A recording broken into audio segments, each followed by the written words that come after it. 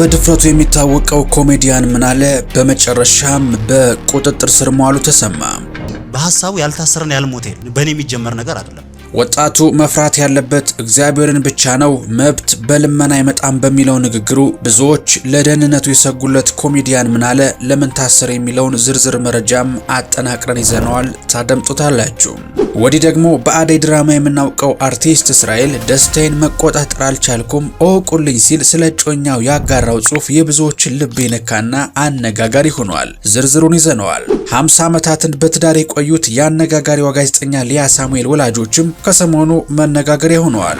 ምንኛ መታደል ነው በሚል የብዙዎች መልካም ምኞትም እየጎረፈላቸው ይገኛል። የምንወዳችሁ በዚህ ጥንቅር ከደፋሩ ኮሜዲያን እስር እስከ አነጋጋሪው የአርቲስቱ የቀለበት ፕሮግራም መነጋገሪያ የሆኑ መረጃዎችን በዝርዝር ልናስደምጣችሁ ተገናኝተናል። እናንተ ብቻ እንደተለመደው ላይክ እና ሰብስክራይብ የሚሉ ነጭና ቀይ ቀለሞችን መታ እያደረጋችሁ አብራችሁኝ ጥቂት ዝለቁማ። ነጭ ሸሚዛቸውን ቀይ ወጥ ሲያስነኩ የዋሉት ባለስልጣናት አንድ ጉርሻ ለአንድ ጉሮሮ ለተሻለ ኑሮ ብለዋል። ነገ ላይ 40 እና 50 ሚሊዮን የሚያወጡ አፓርትመንቶችን ዛሬ ላይ በታላቅ ቅናሽ ይግዙ። ቴምር ፕሮፐርቲስ ሳር ቤት አደባባይ አዳምስ ፓቪሊዮን አጠገብ አይን የሆነ ቦታ ላይ ባለ 1 መኝታ ሙሉ ከከፈሉ በ6.3 ሚሊዮን ብር፣ ባለ 2 መኝታ በ8.3 ሚሊዮን ብር እንዲሁም ባለ 3 መኝታ ሙሉ ከከፈሉ በ11.4 ሚሊዮን ብር ያገኛሉ። በዶላር የሚሆን በኮንስትራክሽን ዕቃ ግሽበት የዋጋ ማስተካከያ አይደረግባቸውም። ውስን ቤቶች ብቻ ስለቀሩን ፈጥኖ በ0979 440044 አሊያም በ0939 440044 ላይ ይደውሉ። የሀገሪቱን ወቅታዊ ፖለቲካና የኑሮ ውድነት ባልተለመደ የዜና አቀራረብ ስልት በቀልድ እያዋዛ ይሞግት የነበረው ተወዳጅ ኮሜዲያን ምናለ ያረጋል በቁጥጥር ስር መዋሉ መሰማቱ ለአድናቂዎቹ ከፍተኛ ድንጋጤንና ቁጣን ፈጥሯል። ከሰሞኑ የወጡ መረጃዎች እንደሚያመላክቱት ይህ ወጣት አርቲስት አዲስ አበባ ውስጥ በጸጥታ ኃይሎች ተይዞ በስር ላይ ይገኛል። ምናለ በመድረክ ስራዎቹ ላይ ፍርሃትን አውልቆ በመጣል ያመነበትን ፊት ለፊት መናገር የሚቀናው ደፋር ኮሜዲያን ነው። በአንድ ወቅት መድረክ ላይ ያሰማው ንግግሩ የብዙዎችን ልብ የነካና ማህበራዊ ሚዲያ ላይ አሁንም የሚንሸራሸር ነው። ዓለም ላይ በሐሳቡ ያልታሰረና ያልሞተ ሰው የለም። መብት በልመና አይመጣም። ወጣቱ መፍራት ያለበት እግዚአብሔርን ብቻ ነው። ይህ ንግግሩ ብዙዎችን ያስገረመና አድናቂዎቹ ደግሞ ለደህንነቱ መስጋት የጀመሩበት ወቅት ነበረ። መንግስት ነካሽ ምናምን ይላል። መንግስት እኮ አንተን እየነካ ነው። እሱም ይነካል፣ አንተም ትነካዋለህ። የተለያዩ የመረጃ ምንጮች እንደሚያስረዱት ኮሜዲያኑን ለስር የዳረጉት ዋነኛ ምክንያቶች የህዝቡን የዕለት ተዕለት የኑሮ ጫና፣ የአስተዳደር ክፍተቶችንና የፖለቲካ ውጥረቶችን በኮሜዲ ጥበብ አዋህዶ ያቀርብባቸው የነበሩት ጠንከር ያሉ ስራዎቹ ናቸው። ምናለ ነገሮችን በቀጥታ ከመተቸት ይልቅ ማህበረሰብ ውስጥ ያሉትን ጉድለቶች በቀልድ መነጽር ማሳየት በመቻሉ በአጭር ጊዜ ውስጥ ሰፊ የህዝብ አድናቆትን ያተረፈና በብዙ ሺዎች የሚቆጠሩ ተከታዮችን ማፍራት የቻለ ጥበበኛ ነው። ዘንድሮ ምርጫ አዛምድና ዳሽሙላ ቢኖረው እንደፍነዋለን። መታሰሩም በአድናቂዎቹና በኪነ ጥበብ ባለሙያዎች ዘንድ ታላቅ ድንጋጤን ፈጥሯል። ብዙዎች ቀልድ የሀቅ መስታወት ነው፣ መስታወቱን ስለሰበሩት ግን እውነታው አይቀየርም በማለት በቁጭት አስተያየታቸውን እየሰጡ ይገኛሉ። የኪነ ጥበብ ባለሙያዎች እንደሚናገሩት ኮሜዲ መዝናኛ ብቻ ሳይሆን የፖለቲካና የማህበራዊ መዋቅሮች መፈተኛ መድረክ ጭምር ነው። አድናቂዎቹም እውነትን ማሰር እንደማይቻል በመግለጽ ለወጣቱ አርቲስት ፈጣን ፍትህና ነፃነትን እየጠየቁ ይገኛሉ። ወንዝ በመጥለፍ ጓሮን ሲያለማ የነበረው ግለሰብ ወንዝ መስሎት ሰው ጠለፈ።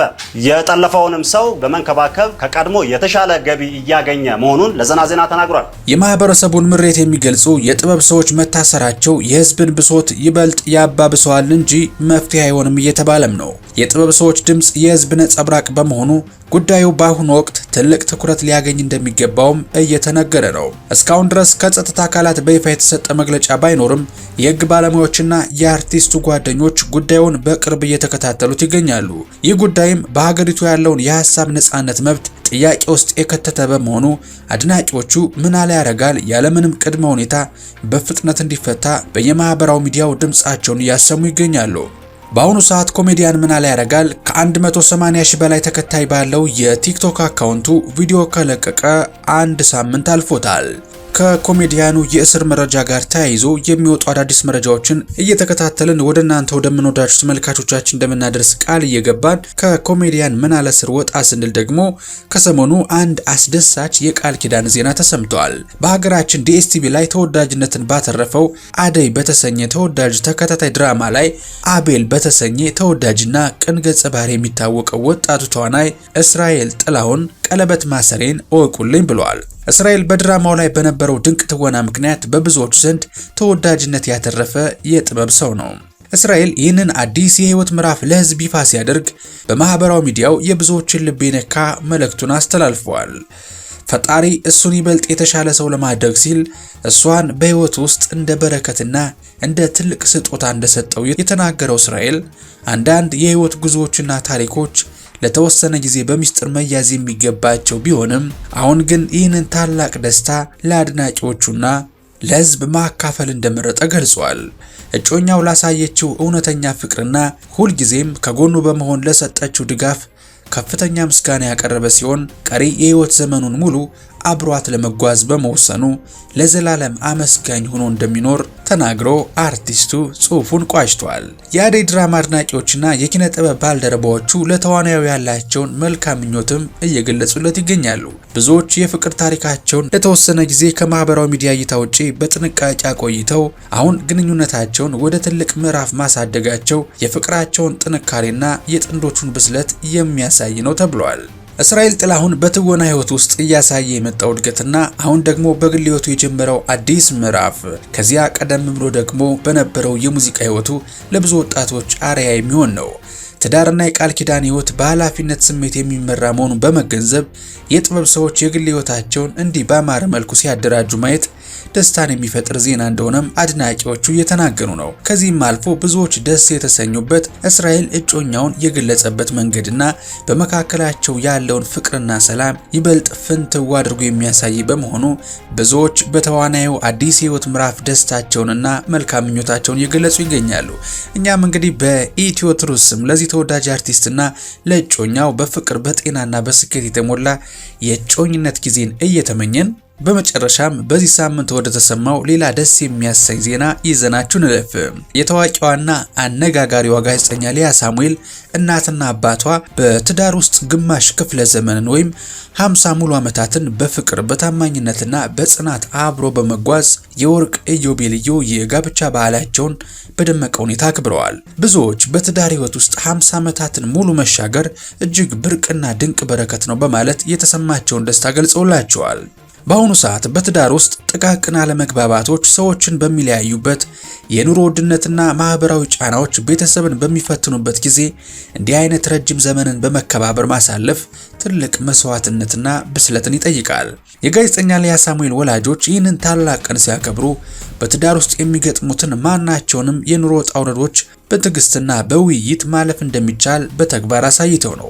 የእነዚህ ባለትዳሮች ታሪክ በተለይ አዲስ ለሚጋቡ ወጣቶችና በትዳር ውስጥ ላሉ ጥንዶች ትልቅ ትምህርትን የሚሰጥ ውብ ታሪክ ነው። ደልቷችሁ አይደለም ትዳር ለመፍታት ለመለያየት ኑሮን ለማቆም በጣም ብዙ ምክንያቶች አሉ። ግን የመጀመሪያው እግዚአብሔር ረድቶን ከዛ ደግሞ እናንተ ጽኑ ሆናችሁ ፍቅር በስሜት ብቻ ሳይሆን በጽናት በይቅርታ በመደጋገፍና በመቻቻል የሚገነባ መሆኑን ይህ የ50 ዓመታት የጉዞ ታሪካቸው ምስክር ነው። የማህበራዊ ሚዲያ ተጠቃሚዎችና የጋዜጠኛ ሊያ ሳሙኤል ወዳጆችም ለጥንዶቹ ያላቸውን ታላቅ አክብሮትና የመልካም ምኞት መልእክት አስተላልፈዋል። የምንወዳችሁ ተመልካቾቻችን የእናንተስ መልካም ምኞት ከወዴት አለ? እንደተለመደው ጥንቅራችን እስከ ማብቂያው ስለታደማችሁልን ላክ ያለ ልባዊ ምስጋናን ጀባ እያልኳችሁ ቪዲዮውን እንደወደዳችሁት ምንም ጥርጥር የለኝም። ስለዚህ ይህን ቪዲዮ ላይክ ማድረግ እንዳትረሱ። እንደዚህ ያሉ ወቅታዊና ትኩስ መረጃዎች፣ ማህበራዊና የመዝናኛ ወሬዎች በየቀኑ እንዲመጡላችሁ ደግሞ ኢትዮ ትሩዝን ሰብስክራይብ በማድረግ ቤተሰብ እንድትሆኑ እየጋበዝኳችሁ በቀጣይ ቪዲዮ እስከምንገናኝ ሰላማችሁ ብዝት ይበልልኝ። ቸር ቆዩልኝ።